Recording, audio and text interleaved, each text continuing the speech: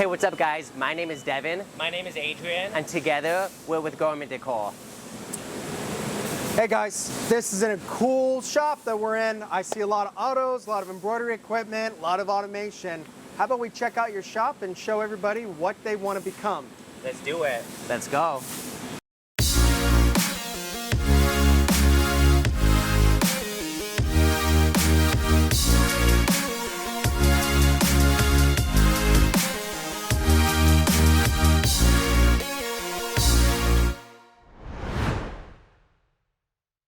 Hey guys, we're here in the reclaim area, everybody's favorite part of the screen printing process.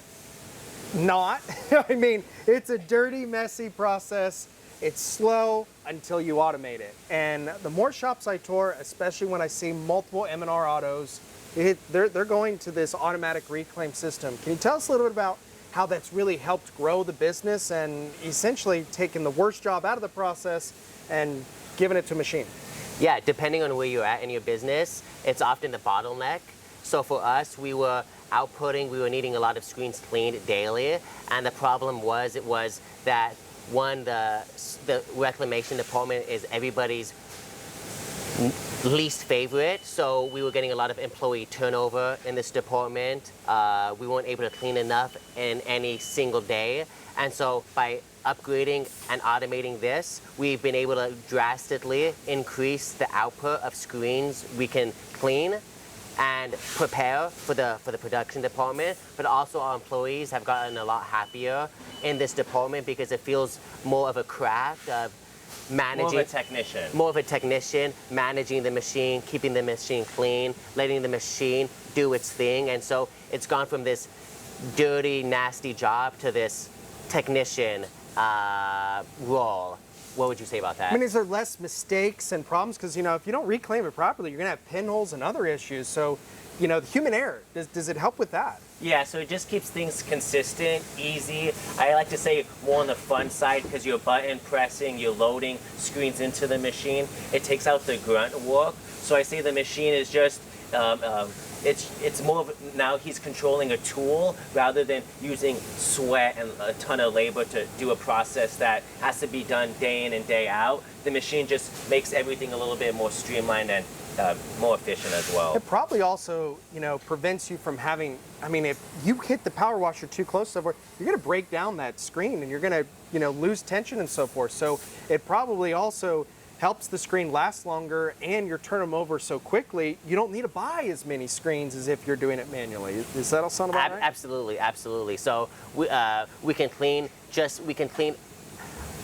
over 100 screens a day, so we don't need to have as many screens in stock, so that's definitely correct. How would you add to that? I'd say, yeah, that's could be an advantage to having less screens. At our shop, we definitely need still a lot of screens, but it just enables you to just plow through the day and just knocking out the task of screen reclamation quickly, and that allows one operator to not only focus on screen reclamation, but he can then shift the resource to the next department, like mixing ink. All right, guys, we reclaim the screen. We got to get it ready for, the job. Got to coat it, got to expose it. So dark room needs to be done in a light sensitive area. I like what you're doing here. Yeah. A little bit makeshift. And a lot of people think the dark room isn't as necessary anymore. And I don't necessarily agree. It all comes down to what type of emulsion you're doing and so forth. So yeah, how do you automate this space exactly? Yeah, so how we laid out our production floor is we put the reclamation area in the back of our warehouse, and we thought by the time that they're done pressure washing the screen in this particular section, we figured that it would have to dry in this particular area. We envisioned that once it dried here, we would just walk it into the dark room. So this is going to be the dark room here, so we'll take a walk inside and show you what we have going on in here. And being in Southern California, you can just dry your screens outside pretty much all year round, can't you? All year round, for sure. And for us, this is the most important part of the process. So having a high-end dark room allows everything else to operate a lot more efficiently. So what we have here, this is our dark room. This is where we coat screens using the Unicoat. This is a M&R piece of equipment that allows you to coat using this machine here. At the same time, we have the iMage STE. This allows you to print screens and expose them at the same time. When building out the darkroom and having the automatic screen reclamation, our goal was just to invest into the best tools with the focus on keeping labor low, on the lower end, but enabling that labor to do a lot. So we said, if we can have an automatic screen reclamation, an automatic coating of the screens, an automatic printing of the screens, automatic exposure of the screens, and then back here we have the EcoTech, the Eco Rinse. One operator can control the entire darkroom. Back previously, before we had automated equipment, we used to have a lot of labor in this department. And by investing into the tools and focusing on the efficiency, we've been able to reduce the employee count in this darkroom, but also increase the output. And so this is kind of the general layout of our darkroom here. You're eliminating a lot of human error. I mean, again, I just brought it up. You have a power washer, get too close, you're gonna, wash out the image incorrectly. So again, for those who don't know, computer to screen, you load the screen on here. It's then going to essentially print the positive directly onto the coated screen, and then it goes in, and back here is an exposure unit. And by the time it comes out, all you have to do is grab it, take it to the washout booth, and boom, you've created exactly what you need. I see in the room, all your screens are labeled as far as the mesh count. I also see some things on the wall like diazo, so maybe you're doing, is it all two-step emulsion, or does it depend on the mesh, or at this point, do you guys not even think about it and let the real guys do it correctly? Yeah, nice. Yeah. We've taken a step back at managing the specifics, and we let our production team coordinate that. As far as the emulsion that we're currently using as of today, I can't say I'm entirely sure at this time. What about you, Devyn? I'm not entirely sure, but what we do lean on is like our suppliers. So we'll have our suppliers come here who make our emulsions, who make our inks, make the recommendations. We allow them to come to our shop and dial it in. And once they dial it in, we just make sure to note that, and we follow that procedure. That's a great point he brings up. I mean, if you're buying a lot of consumables, they're going to come out and they're going to take care of you, make sure you're as efficient as possible.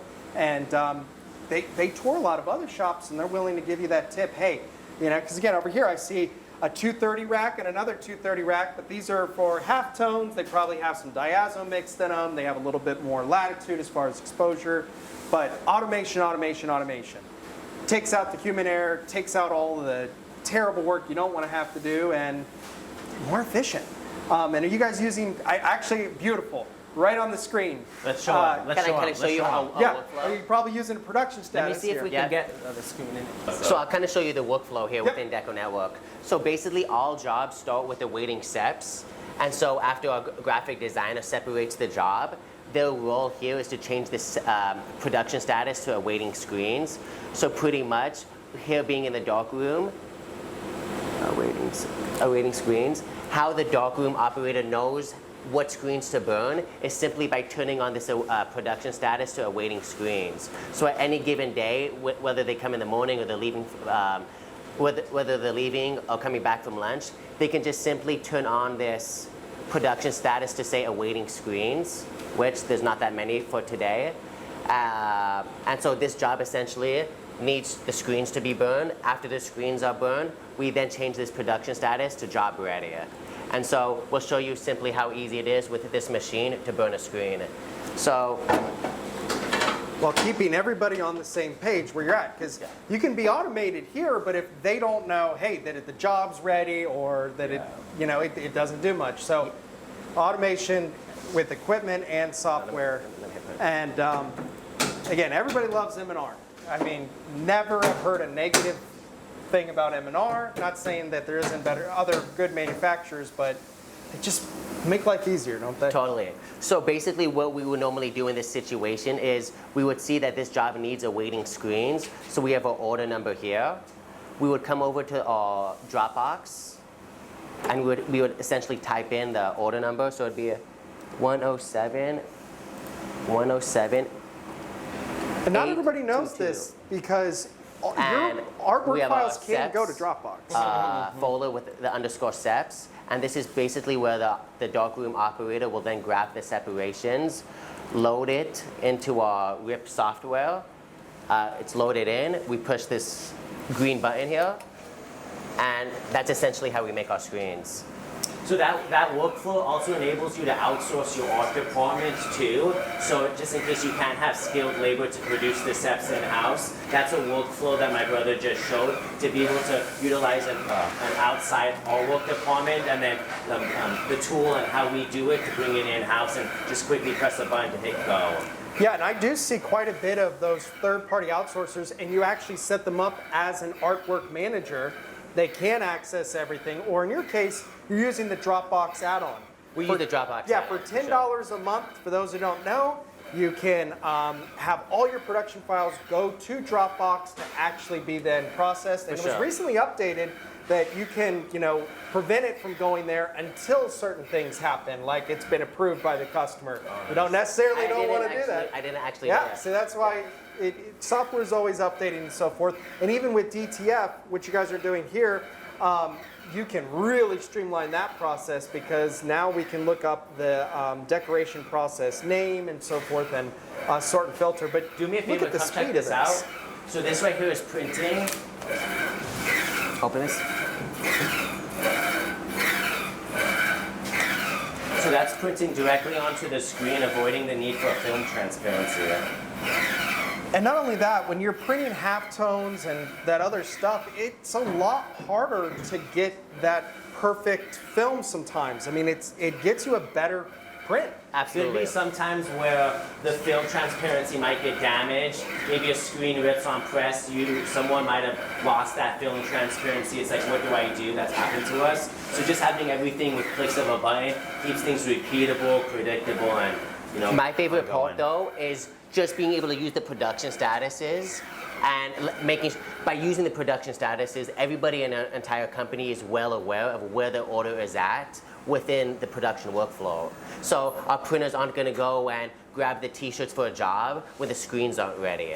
Or And those who don't know, production statuses are customizable to your business, and you can break them down per production process. Yeah. This has nothing to do with embroidery, For but sure. you could create your own for embroidery. for sure. Yeah, we had definitely internal team conversation about setting our production statuses and determining what's best for our business. Now, guys, remember, this is a computer to screen with an exposure unit. I don't see these very often. I see computer screens, but not only did this print it, it actually went back there and exposed it. This is now ready to be washed out. Yep. And this is a jumbo screen right here. So how long did that take? 3 minutes to make a jumbo screen, print and expose. So Adrian, do you want to show us the next step? And these computer to screen equipment has come down in price over the past 10 years when it first came out.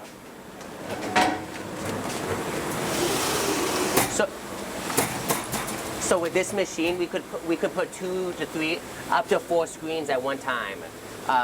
So go ahead. So what I'm going to do is I'm going to start the cycle, and what it's going to do is it's going to start the pressure wash.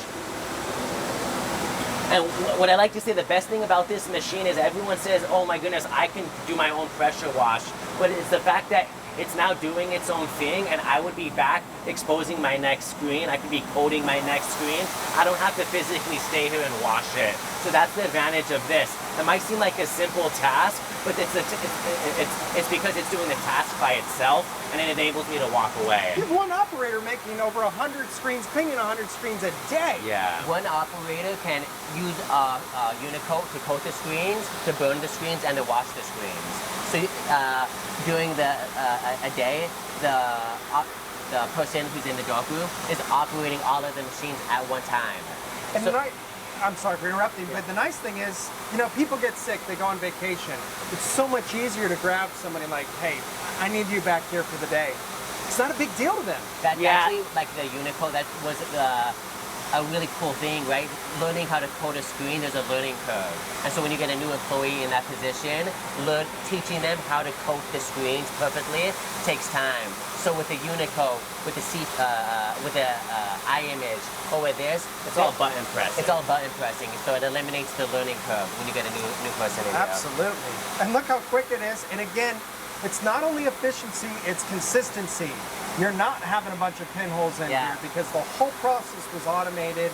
You know, you don't have bad tension because, again, you didn't have the human putting too much pressure on there, damaging the screen in any way. And what's cool about this machine, it pushes water for both sides. And so because it creates equal pressure, you don't overshoot a screen. So if or leave emulsion inside the screen. There'd be times when we were manually pressure washing out screens, you might leave a little bit of emulsion at the top left because you just didn't spot it. With this right here, you just know that it did a perfect job. Or you might wash out halftones by getting too close with the pressure washer. So this with halftones, we can go up to like 55 lines per inch. And so it can get very detailed without overshooting any of our screens. It's very consistent. And that's the process from start to finish. Now we got to dry it. And again, we're in Southern California. There's this thing on the sky called the sun, and it makes life a lot easier. So when the sun's out, is that typically the strategy to grab this and take it outside? Exactly. We just put our screens outside, correct. I didn't know that it was such a good method until I hired an experienced screen printer, and he's like, you just take them outside. I'm like, really? It's so quick. Yeah. I mean, you could go technically from concept or film needs burn to made in what, 5-10 minutes? We could be on press. And that's what you guys were talking about earlier about a 24 to 48 hour turnaround. Yeah. You got to have the automation. And we can get the customer to place the order, go through the all work approval process, make the screens, and get it up on press in just a matter of hours. And so that allows us to offer that rush order deliveries. all right, guys, we're here in the ink mixing department, and you guys have a lot of containers of ink over here, and I see an ink mixing system. Nowadays, I do hear a lot, hey, I need it to be this exact color, a Pantone match, a PMS. PMS standing for Pantone Mixing System. Rutland, is that the main manufacturer of ink you guys are using? So we use Rutland for our mixing system, and then there's a couple of different brands that we use. I think it's International Coatings, maybe for our stock colors, but it's a blend between Rutland for the mixing and then International Coating for our stock. And is it primarily the all same type of plastisol ink, or you do any water-based, or what's the strategy behind that? So we're primarily a plastisol-based shop. We rarely dabble in water-based. We've just, for the last 14 years, have always used plastisol. It's what we know, it's what we're comfortable with, so we stay within that. All right, guys, we're here at an auto, but not your typical auto. It's a digital squeegee machine. Can you tell us a little bit about how digital squeegee screen printing works? Yeah, so this is our digital squeegee machine. It combines traditional screen printing and digital printing into one print process. It's definitely a unique product out there in the decoration industry and market. And so we like it because it allows us to do full color, digital, photorealistic artwork really easy, really efficiently, and with good quality results. So pretty much right now what we're looking at is the digital squeegee is tucked up into this 1618 M&R gauntlet. And so what the process is like is we start off by printing water-based white directly onto the t-shirt, which you can see here. And then once we print that foundation and that under base, that garment then comes directly underneath, and where the digital is in perfect registration on top of that screen print, and it just produces full color digital results. We like it because it's predictable results. Once you get that first test print, you can bank that last 500th t-shirt in the production run is going to be consistent to the first one. And why we like the digital squeegee, it's because we used to have 3 DTG machines, but the problem was that if we had an order of 500 shirts or 1,000 t-shirts, with the DTG machines, it would take a lot of time. You will also see the pre-treatment with the DTG machine. Why we like the digital squeegee is because that same 1,000-piece order, we can do it a lot faster for the customer, at prices that are more competitive for the customer without the need for pre-treating the shirt and getting the starchiness. You also have more types of garments you can go on Yep. with it. Now, again, digital squeegee, remember guys, you don't have to use the digital portion. Yeah. You can just treat this as a normal auto if you need to. When I look at screen printing, I like to look at it kind of 3 different ways. Spot color, which is the majority of what you're doing. Yep. That is 1 ink color for each color in the design. You have process printing, which is typically, you know, old school CMYK, or maybe you have a light cyan, light magenta, or maybe you're just using black with halftones to create a grayscale image.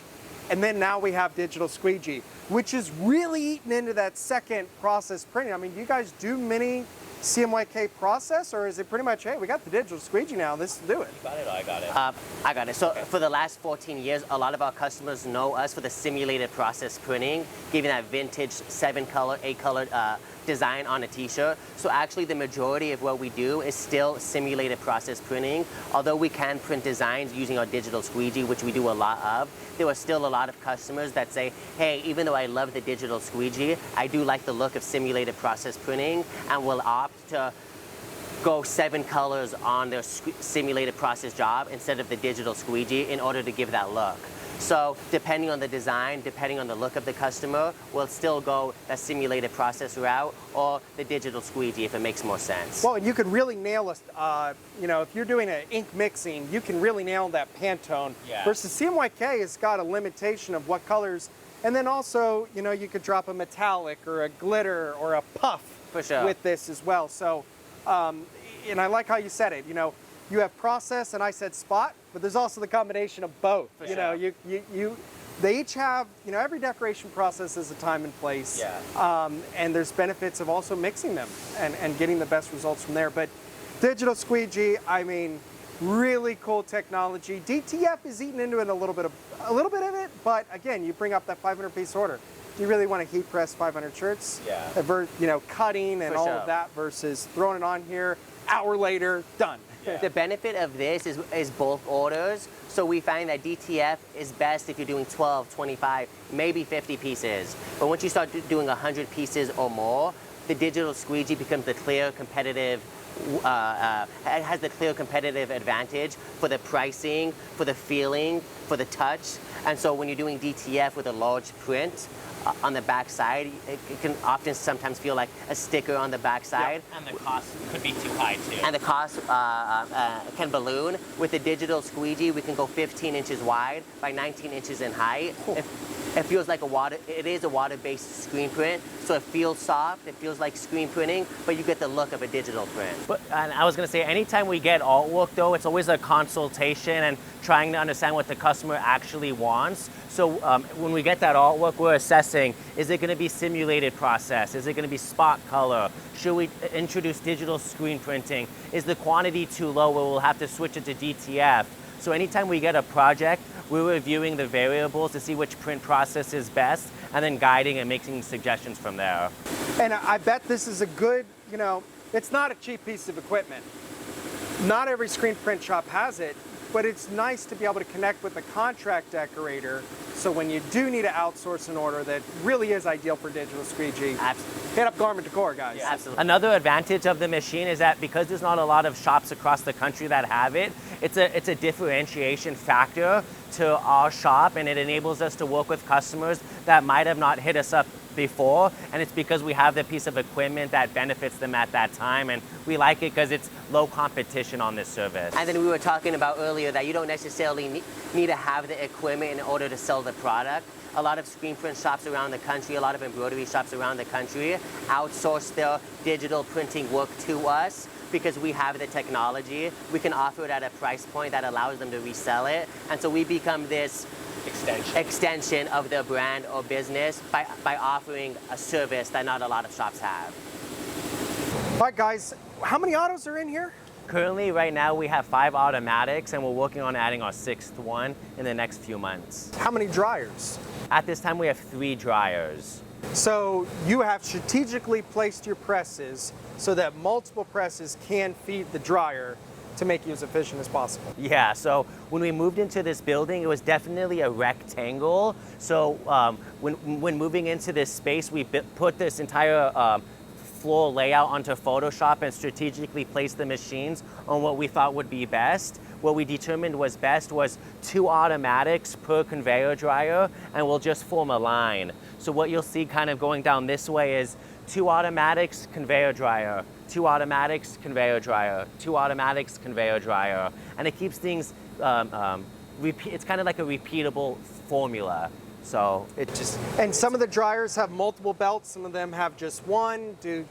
This belt right here has a split belt because we do the digital squeegee. It dries at a different temperature than plastisol. So when we were getting the digital squeegee, we knew that we needed to get a split belt. So on that side, the conveyor belt closest to the digital squeegee will slow it down in order to be able to cure the water-based inks. And then the belt on this side, since we're doing plastisol, runs a little bit faster. And so this machine over here, we have a split belt, and then these machines over there are just a single belt. Wow. And, you know, one of these automatic presses, what do you average pieces per hour on a lot of them? Yeah, so we say that on a typical day, without pushing the pedal, we say that you can average 400 to 500 pieces an hour. You can always push it to go faster, but over a year's course, it's about just maintaining that speed. So we say per machine, 400 to 500 pieces per hour is what you can expect. On more difficult jobs, maybe slower. On easier jobs, maybe faster. But that's kind of like the variable that we go off. We like to say if we were starting a production run at the beginning of the day, by the end of the day, a safe number is about 2,000 to 2,500 pieces on a day shift on each machine. On each machine, guys. And the setup of the job, computer to screen's got to make that a lot quicker. Yeah, so the advantage to the eye image is it was printing and exposing in a tri-lock position. A tri-lock position is where there's 3 touch points. And so by keeping all screens printed and exposed in that tri-lock position, you take it to the machine, get those 3 touch points to be the same, and it allows you to just slide in that screen, lock, and then go. Basically, we've eliminated the setup time involved with setting up the machines. With these machines now on all of the machines, you can put in the screen, and by using the tri-lock attachment, all of the screens are automatically registered. So you can simply put the screen in, put the next screen in, and Bank that it's going to be registered. And bank that it's going to be registered. So the setup time, when we've combined the eye image with the tri-lock attachment, has increased our setup times. Decreased our setup time and increased the volume. And again, it's not fun to be able to have the micro register every little thing versus get it in there and be as quickly as possible, because you only make money when garments are coming off the machine. Yeah. You know, that's the ultimate goal. So that's our screen printing department in a nutshell. That's how we have it set up. So we'll go head over to the embroidery department. Oh, here we are in the embroidery department. At our shop, we run buried-in equipment. Currently, we have 30 heads of embroidery, and in this department, we do a lot of polo work, headwear, backpacks, and do a lot of corporate branding and a lot of embroidery on just different styles of headwear. And very different than screen printing. Like, and your embroiderers, they only do embroidery, right? There's Correct. no overlap of going into the different departments. Equipment, you know, how did you decide to go with Buridan over any of the other brands?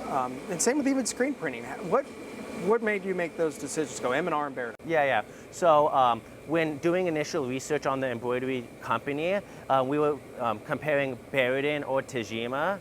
I always laugh because there was a comment on the forums that said the machines are so identical, go with the sales rep that you like better. And so when the sales rep and the technician Yeah. to repair the machines. Yeah, try to find the technician close to you, whether that's Tajima or Buridan, and the sales rep that you like better. I ended up choosing Buridan because the sales rep that met me at the time was wearing flip-flops, and I was like, I like his style, and so that was the reason to go with Buridan, because I just kind of liked who I was doing business with, and there was local technicians in the area that could service it, and so it was a clear, easy decision. We did an initial research, like if the machine goes down, who can we contact to fix? And at the time, this was maybe 2014, Buridan had closer the closest technicians that can come in and service our machines. Yeah. And I see you have the Hoop Master here. Highly suggest you look at the Hoop Master, and you have magnetic and non-magnetic hoops. So how many hats, or, I mean, obviously it comes down to how many stitches and so forth, but you can pump out hundreds of garments back here an hour with 30 heads. Yeah. So based on the stitch count, which determines the amount of time it takes to produce that good, if the stitch count is low, you can definitely crank out higher volume. But if the stitch intensity is high, or maybe it's a 3D puff job, the output might be lower. So you just kind of take all of that in consideration, and you try to pump out as much as you can based on the stitch count. Do you digitize in-house? So we've chosen to outsource digitizing. It's really a specialty skill, and we thought it'd be best just to outsource it so we don't have to staff an in-house artist. At the time, it's just easier for us to outsource it to an online company. That seems like what most shops do. I mean, no matter what your size is, seems like outsourcing the artwork portion is a lot easier. We have skilled labor in California, but I've never found a digitizer that's even remotely close to. It seems Your like actual cause, it seems like all of the digitizers are overseas, and so we've always had the philosophy of let's do what we do. Let's be best at what we do here in-house, and since the digitizing is not something that we do or ever could find anybody that could do it, we've always just outsourced it. And then are you using primarily Madeira threads? I mean, I see it's very well organized and labeled back here. So we say this is our thread wall. Anytime a customer sends us a job, our embroidery manager is trying to assign the closest thread color, and based on that thread color, we'll generally text or email it to the customer for approval, and we try to stock a lot of different options for them to make a. But what we did is we like how when you upload a design on DecoNetwork, it'll find the closest thread color. So we basically uploaded all of the thread colors that we have in stock. That way, when a sales rep is uploading a design into the business hub, we're letting DecoNetwork find the closest thread color for us. And so that's basically, as long as we're inputting what thread colors we have available, DecoNetwork will find the closest thread we should use when we upload a design. And that's also helped our workflow as well. Takes the guesswork out of it. Yeah. All right, guys, where are we now? So we're in our retail finishing department. This department is where we focus on individual folding of goods, poly bagging of goods, likely hang tag insertion, and or packaging it up to ship out to fulfillment centers and or retail stores. This piece of equipment, based on volume of work, is an automatic fold and bag machine. So this helps us focus on keeping labor costs controlled, and also at the same time increasing the output at which that labor can do retail finishing at. Do you know how many shirts can roughly be folded and bagged here in an hour? So I say when you're moving and grooving, likely 400 to 500 pieces an hour. It takes getting used to it and like how to lay out the garment, but one of our better operators on this machine can do 400 to 500 pieces an hour. The reason we also got this machine here too was because it could do fleece in sweatshirts, and so we kind of like The ability to fold both t-shirts and sweatshirts. A lot of the other machines on the marketplace primarily just did t-shirts, and we wanted the ability to, hey, maybe it's 200 shirts here and 50 sweatshirts, get a machine that can do both with the switch of a button. And I've been in, again, a lot of automatic shops with doing these shop tours. I don't see these very often. See them at the trade shows. Do you think this really helps, you know, kind of solidify some of your customers because you have the ability to finish the garment above and beyond between the bagging, the tagging, the folding?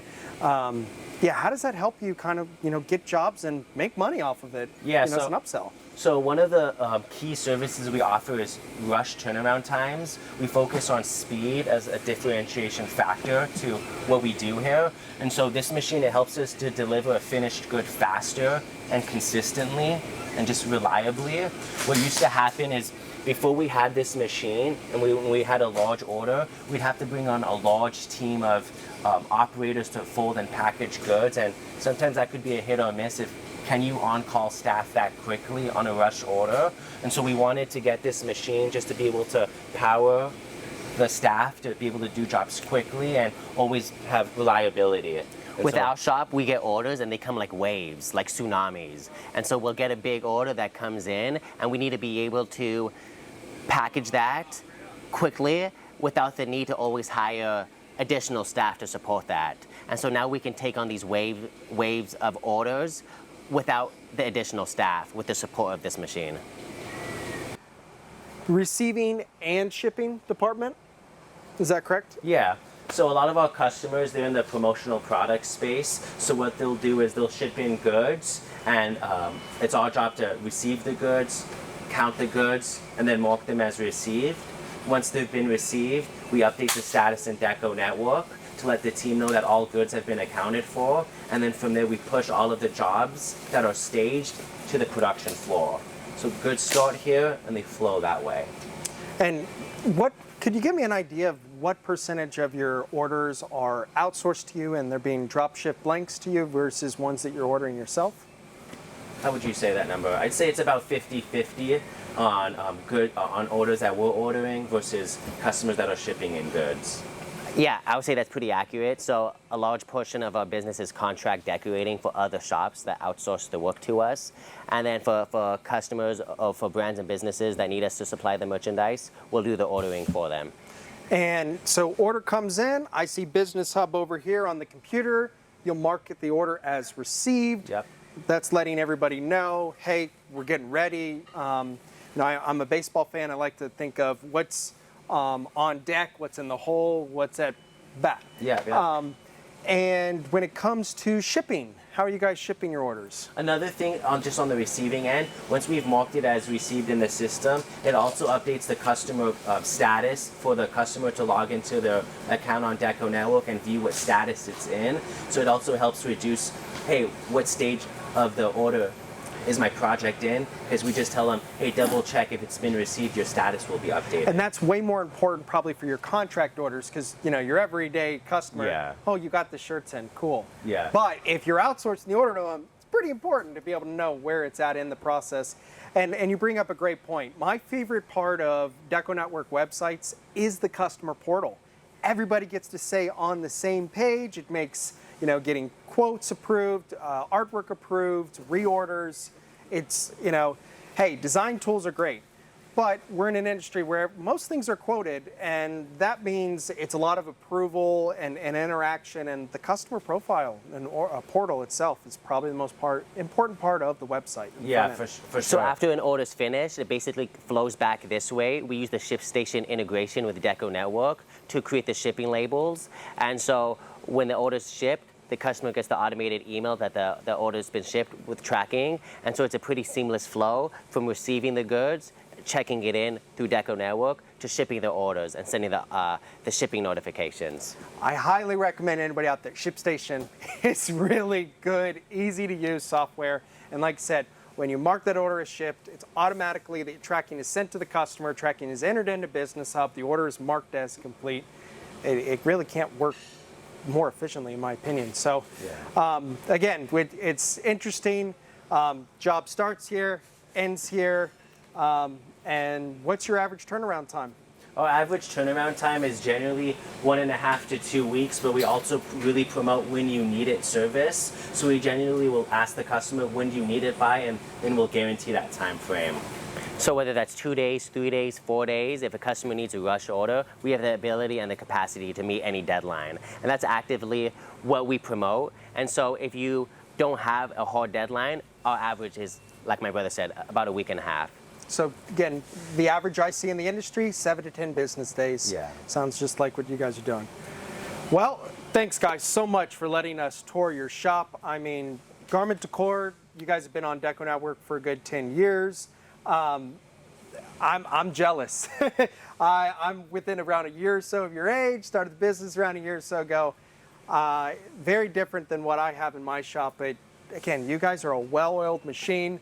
I think I just needed a twin brother. That was the key, right? That's the missing Hey, we'll give you a ingredient. twin sandwich on camera. Hey, thanks DecoNetwork for swinging on by Garment Decor shop.